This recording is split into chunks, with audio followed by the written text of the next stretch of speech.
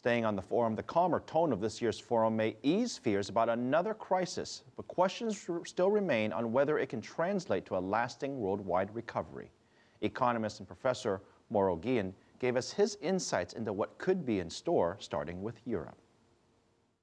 Yes, it's certainly more stable. There's a little bit of a calm in the financial markets, in the bond markets in Europe now. And I think this has two reasons to it. I mean, one is, of course, the announcement last summer by the European Central Bank, by Mario Draghi, that he would do whatever it takes to defend the euro. And he's been doing precisely that by buying Italian and Spanish bonds in the secondary market. And then the second is that most of these countries have been making adjustments. They've been reducing costs, they've been cutting wages, and there's an improvement in competitiveness, and that's good news as well. Speaking of competitiveness, there's a lot of talk about the United States at the forum. And I guess the question is whether or not the U.S. can continue to see the slow recovery trend that we've seen over the past 6 to 12 months. I wanted to get your opinion on whether or not you believe that the U.S. trend is on the right track. And if so, what needs to be done to keep that track in place? Well, the direction of change is the correct one, meaning that the economy is growing. It is perhaps not growing as fast as everybody would want, not just the U.S., but also the rest of the world, so that U.S. unemployment can come down and U.S. consumption takes off. And that would help other economies around the world. Much needs to be done, and there's still one big uncertainty, which is what Congress and the President are going to do over spending, over the budget. So there's some uncertainties, but the direction of change is a correct one. What issues do you see that could possibly rise up throughout the year that would raise concerns for investors and policymakers?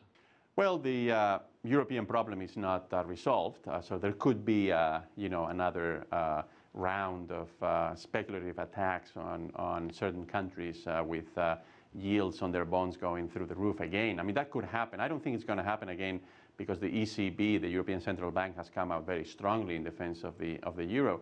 But we still need to reduce unemployment in all of these economies. I mean, it's above 20% in Spain and in Greece, and it's dangerously high in Italy, and also France is having some problems.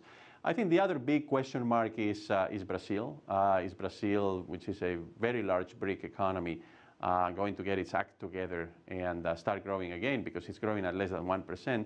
And then the other big question mark, of course, is China and India are the two largest economies in Asia. They're going to be able to return to their very high rates of growth. And those are big uncertainties that investors and consumers around the world are thinking about pretty much every day. Most economists expect growth between 3 and 3.5% around the world.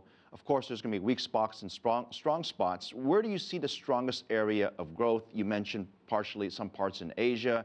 Do you consider still Asia the strongest segment of the global economy? Well, some parts of Asia certainly are very strong. I mean, not Japan, but South Korea, it's still holding up. And among the developing and emerging economies, well, China continues to grow, but again, not at the growth rate that we would like it to grow. And neither is Malaysia or Thailand or Indonesia. The other, I think, really interesting part of the global economy these days is sub-Saharan Africa.